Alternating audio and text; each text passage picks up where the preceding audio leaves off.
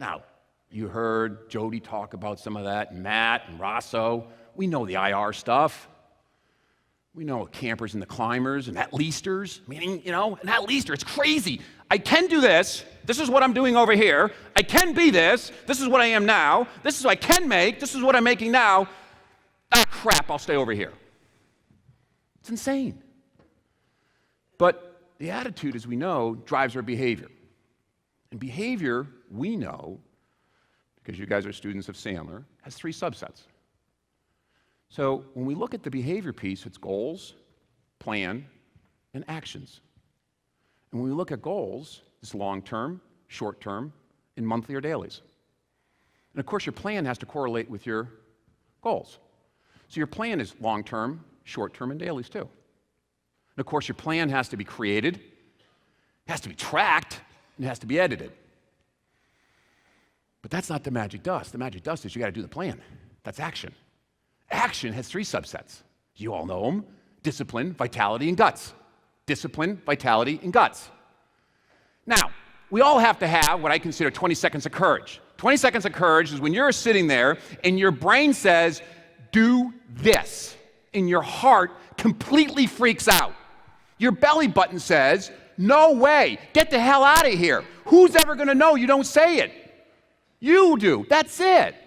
So all of a sudden, action is what separates the good from the great, not knowledge.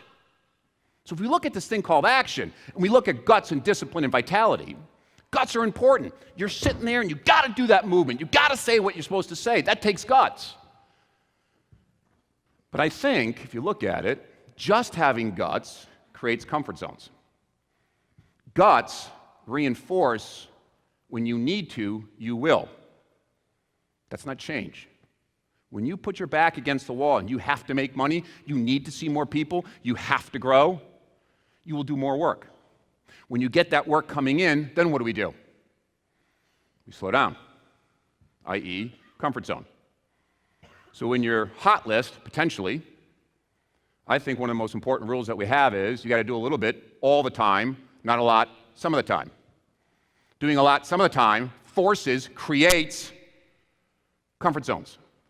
Yet we try to figure out how to get out of a comfort zone, and yet we're not disciplined to do the stuff we're supposed to do every bloody day. That's why cookbooking is so powerful.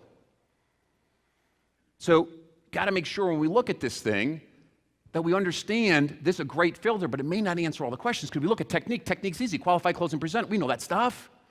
Then all of a sudden we use another filter in our office called a decision wheel. I use it a lot with my coaching clients. Some of them know that we do it, some of them don't. It's interesting that as corporations, we spend tons of money, time, and energy trying to fix the left side. Results and outcomes. More business, shorter sales cycle, get in front of more of the right people, higher margins. Yet, if we don't understand the decisions that our people make to create the results, what we're doing is training them. We're not changing them. So on your notes, there's a difference between training and changing. Changing, most leaders don't understand how to take the results that they have that they're not happy with and understand what decisions people make that create the results. Why would you concern yourself so much about spending all that time on results if you don't change the behaviors, if you don't change the decisions that people make? When you leave, the results go back to what they used to be. So when you look at decisions, obviously the key is you have to understand filters. And to understand filters, you've got to know attitudes and behaviors.